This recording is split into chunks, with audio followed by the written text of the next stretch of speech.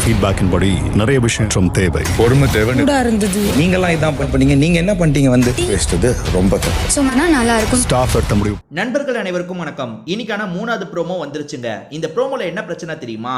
ஏற்கனவே லைவ்ல முடிஞ்ச விஷயத்த ப்ரோமோவா கட் பண்ணிருக்காங்க. வரப்போற விஷயத்த ப்ரோமோவா கட் பண்ணாதான் இன்ட்ரெஸ்டா இருக்கும். ஏன்னு தெரியல, முடிஞ்ச விஷயத்த கட் பண்றாங்க. சில சமயங்கள்ல இந்த மாதிரி தான் டீம் பண்றாங்க. அது கொஞ்சம் இன்ட்ரெஸ்டிங்காக இல்லை. ஏன்னா நிறைய பேர் லைவ்லேயே பார்த்துடுறாங்க. நீங்கள் முடிஞ்சு போன விஷயத்துக்கு ப்ரோமோ கட் பண்ணி யார் அதை பார்க்க போகிறா? சரி, இந்த ப்ரோமோவில் என்னெல்லாம் நடந்திருக்குன்றதை பற்றி நம்ம டீட்டெயிலாக பார்ப்போம். ஏன்னா லைவ் நிறைய பேர் பார்த்துருக்க வாய்ப்பு இல்லைல்ல. என்னன்னா, பிக் பாஸ் ஒரு விஷயத்த சொல்கிறாரு. அதாவது வந்து கெஸ்ட்டோட ஃபீட்பேக் படி மாற்றம் தேவை. ஏன்னா நீங்கள் பண்ணுற சில விஷயம் உங்களுக்கு முரணாக இருக்குது. அந்த மாற்றத்தை நீங்கள் பேசி முடிவு பண்ண போகிறீங்க அப்படின்ற மாதிரி சொல்கிறாரு. ஒவ்வொருத்தராக வந்து அவங்களோட ஒப்பீனியனை சொல்கிறாங்க. அதாவது யாரை மாற்றினா சரியாக இருக்கும்ன்றத ஒப்பீனியனாக சொல்லிட்டு இருக்காங்க. முதல்ல துஷார் வரான். துஷார் என்ன சொல்கிறான்னா, பொறுமை தேவை, நிதானம் தேவை அப்படின்ற மாதிரி சொல்கிறான். அது இவங்கிட்ட ரொம்ப அதிகமாக இருக்குது. அதுதான் பிரச்சனை. இவ்வளோ நாள் துஷார் ஏதாவது பேசி நீங்கள் பார்த்துருக்கீங்களா? பொறுமையாக இருப்பான், நிதானமாக இருப்பான். இவன் கேப்டனாக இருக்கும் போதிலிருந்து ஆரம்பிச்சது. அதனால் கேப்டனாக இருக்கிறவங்களுக்கு பொறுமை நிதானம் தேவைன்றது ஓகே தான். ஆனால் அதுக்குன்னு ரொம்ப பொறுமையாகவும் இருக்கக்கூடாது. இவன் இருந்தால் பார்த்தீங்களா, அந்த மாதிரி இருக்கக்கூடாது. பட் கடைசி ஒரு நாள், அதாவது இந்த வாரத்தில் வந்து நான் விஜய் சேதுபதி கிட்ட பர்ஃபார்ம் பண்ணுறேன்ற மாதிரி சொன்னால், அதுக்கப்புறம் கொஞ்சம் ஏதாவது நம்மளும் எதிர்த்து பேசலாம் அப்படின்ற ஒரு மைண்ட் செட்டுக்கு துஷார் வந்திருக்கான் போல. அதுவும் இல்லாமல் இப்போ நாமினேஷனில் இருக்கான்ல, அந்த பயம் வேற துஷாருக்கு இருக்கு போல. அதனால துஷார் கொஞ்சம் இப்போ தான் வெளியே வந்து பேசுகிறான். அதை பாருங்க, இப்போ தான் வந்து அவன் கருத்தெல்லாம் சொல்ல ஆரம்பிக்கிறான். காலையில் கூட திவ்யா கிட்ட நீங்கள் ரூடாக பேசுகிறீங்க, உங்களுக்கு டபுள் ஃபேஸ் இருக்கு நேரடியாக பேசினா. ஸோ இப்போ ஃபீட்பேக்கில் அதனால இதை கூட நம்ம ஏற்றுக்கலாம்னு வச்சுக்கோங்களேன். ஒரு கேப்டன்னா பொறுமை தேவை, நிதானம் தேவைன்னு சொல்கிறான். ஆனால் ஒரு கேப்டனுக்கு அது மட்டுமே இருக்கக்கூடாது. துஷார் விஷயத்தில் அது மட்டுமே தான் இருந்தது. சரி, இவனோட ஒப்பீனியன் இதுவா? அடுத்ததான் ரம்யா பேசுறதுக்காக வராங்க.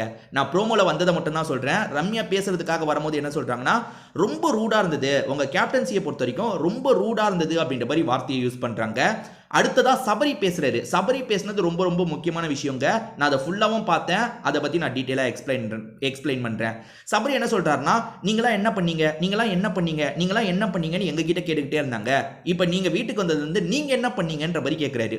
அதாவது நீங்களும் நாங்கள் பண்ண விஷயத்தையே தான் பண்ணிட்டு இருக்கீங்க, நீங்கள் என்ன பெருசாக பண்ணிட்டீங்கன்ற மாதிரி கேட்குறாரு. சபரி பேசிட்டு இருக்கும் போது திவ்யா கணேஷ் ஒரு விஷயத்த பண்ணாங்க. அது என்னன்னா, சபரி எல்லாரும் பேசுகிற மாதிரி வந்து அவரோட ஒப்பீனியனை வைக்கிறாரு.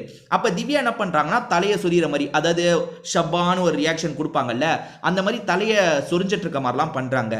நான் சொல்கிறத கேட்குறீங்களா அப்படின்ற மாதிரி இவர் கேட்குறாரு. தலையை சொரிஞ்சு முடிச்சிட்டிங்களான்ற மாதிரி கேட்குறாரு. அதாவது தலையை சொரிஞ்சு கிண்டல் பண்ணுற மாதிரி பண்ணுறாங்கல்ல, தலையை சொரிஞ்சு முடிச்சிட்டிங்களான்ற மாதிரி கேட்குறாரு. என்ன உங்களுக்கு பிரச்சனை? நீங்கள் சொல்கிறது நான் காதில் வாங்கிட்டு தானே இருக்கேன், நான் தலையை சொரிஞ்சா உங்களுக்கு என்ன அப்படின்ற மாதிரிலாம் கேட்குறாங்க. நான் எதுவும் தப்பாக சொல்லுங்க, தலையை சொரிஞ்சு முடிச்சிட்டிங்களா, அந்த பாயிண்ட்டை உங்களை பார்த்து சொல்கிறதுக்காக கேட்குறேன்ற மாதிரி சபரி சொல்கிறாரு. சபரியும் சரி இப்போ தான் ஓப்பன் அப் ஆயிருக்காரு. அதுக்கு தீபக் கொடுத்த இன்புட் கூட காரணமாக இருக்கலாம். ஏன்னா தீபக்கு இன்டைரக்டா சாங் மூலியமா ஒரு விஷயத்த சொல்றாரு. அதாவது நீ டாஸ்க்லாம் ஒழுங்கா பெர்ஃபார்ம் பண்ணியிருந்தா இந்த மாதிரி ஒரு ரோலை தந்து உன்னை வெளியே நிறுத்தி இருக்க மாட்டாங்கன்றத ஒரு சாங் மூலியமா சொல்லிட்டாரு. அதாவது விவசாயி சாங் இருக்கு பார்த்தீங்களா, அந்த சாங் மூலியமா சொல்லிட்டாரு.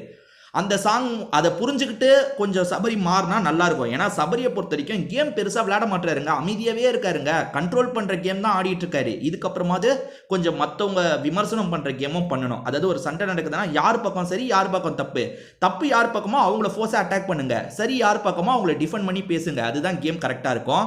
ஸோ சபரி இந்த மாதிரி சொல்கிறாரா. சுபிக்ஷா என்ன சொல்கிறாங்கன்னா, டீமாக கொண்டு போகணும், அவங்க கிட்ட அந்த டீமாக கொண்டு போகிற திறமை இல்லைன்ற மாதிரி அட்ரஸ் பண்ணுறாங்க. அடுத்ததாக வந்து பிரவீன்ராஜ் என்ன சொல்கிறாருன்னா, கத்தி பேசுறது தப்பு, நீங்கள் என்னதான் இருந்தாலும் கத்தி பேசுறது தப்புன்ற மாதிரி சொல்கிறாரு.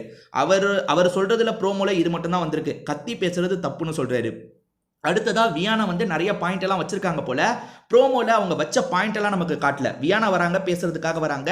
வியானா வச்ச பாயிண்ட் எல்லாம் காட்டல. மேனேஜரை இந்த பதவியை விட்டு தூக்குனா கரெக்டா இருக்கும்னு சொல்றாங்க. அதாவது வந்து பிக் பாஸ் வந்து பதவியை மாத்துங்க, யாரையாவது பதவியை மாத்துங்கன்னு சொல்றாரு. ஏறக்குறைய எல்லாருமே மேனேஜரை தான் முடிவு பண்றாங்க. அதாவது மேனேஜர் தான் கொஞ்சம் இப்படி பண்றாங்க, சரியில்லை அப்படின்ற மாதிரி எல்லாருமே சொல்லி இப்போ ஓட்டு அவங்களுக்கு தான் அதிகமாக வந்துருச்சு. இருந்தாலுமே பிக் பாஸ் தெரியாத மாதிரி கேட்பார்ல, அந்த மாதிரி விக்ரம் கிட்ட என்ன நடந்திருக்கு, யாரை மாற்ற போறீங்கன்ற மாதிரி கேட்குறாரு. அதுக்கு விக்ரம் என்ன சொல்லிட்டாருன்னா, இவங்களுக்கு தான் மேனேஜருக்கு தான் நிறைய ஓட்டு வந்திருக்கு, மெஜாரிட்டியாக அவங்களுக்கு வந்ததுனால அவங்களே இந்த பணியை விட்டு தூக்கலான்னு முடிவு பண்ணியிருக்கோம் அப்படின்ற மாதிரிலாம் பிக் பாஸ் கிட்ட இன்ஃபார்ம் பண்ணுறாரு. ஸோ அவங்கள அந்த பொசிஷனை விட்டு தூக்கிட்டாங்க. லைவ்ல அதெல்லாம் நடந்துருச்சு. லைவ்ல நடந்ததுக்கப்புறம் விக்ரமுக்கு அந்த பொசிஷன் கிடச்சிருச்சு. இதை தாண்டி திவ்யா இருக்காங்கல்ல, திவ்யா ஸ்மோக்கிங் ரூமில் வந்து பிரஜின் கிட்ட பேசுகிறாங்க. பிரஜினி இவங்களுக்கு சப்போர்ட்டிவா கொஞ்சம் பேசுறாரு. பிரஜின் ஒரு எக்ஸாம்பிள் சொல்றாரு. அது என்னன்னா, திவாகர் வந்த புதுசுல ஒன்று சொன்னாரு, எல்லாருமே ஒருத்தங்களையே குத்திட்டு இருக்கீங்களேன்ற மாதிரி சொன்னாரு. அப்படி பார்த்தா ஒன்னையும் எல்லாருமே சேர்ந்த மாதிரி டார்கெட் வச்சு தான் குத்திருக்காங்கன்னு பிரஜின் சொல்றாரு. ஆனா இந்த இடத்துல டார்கெட் வச்சு குத்துனாங்கன்னு சொல்ல முடியாது. ஏன்னா வந்து அங்க திவாகர் சொல்லும் போது கான்டெக்ஸ்டே வேற. ஏன்னா 2 ஓட்டு நாங்க வாங்கிட்டோம், அது தெரிஞ்ச எல்லாருமே அட்டாக் பண்றீங்களேன்ற மாதிரி சொல்றதுக்கும் இதுக்கும் சம்பந்தம் கிடையாது. ஆனா பிரஜின் இது ரெண்டுத்த லிங்க் பண்ணாரு, அது தப்பு தான். ஸோ அந்த இடத்துல பேசிக்கும் போது பிரஜின் வந்து இப்படி சொல்றாரு, இப்போ எல்லாருமே உன்னை டார்கெட் பண்ணிட்டாங்கன்னு. ஏன்னா பிரஜின் வந்து இவங்களை டிஃபெண்ட் பண்ணி தான் இந்த இடத்துல பேசினாரு. எல்லாருமே மேனேஜர் மேல தப்பு, மேனேஜர் மேல தப்புன்னும் போது நம்ம எல்லார் மேலேயும் தான் தப்பு, மேனேஜர் மேல தப்புன்னு சொல்ல முடியாதுன்ற மாதிரி கொஞ்சம் டிஃபெண்ட் பண்ணி பேசினாரு. அதே தான் ஸ்மோக்கிங் ரூம்லயும் இவங்க கிட்ட சொல்லிட்டு இருந்தாரு.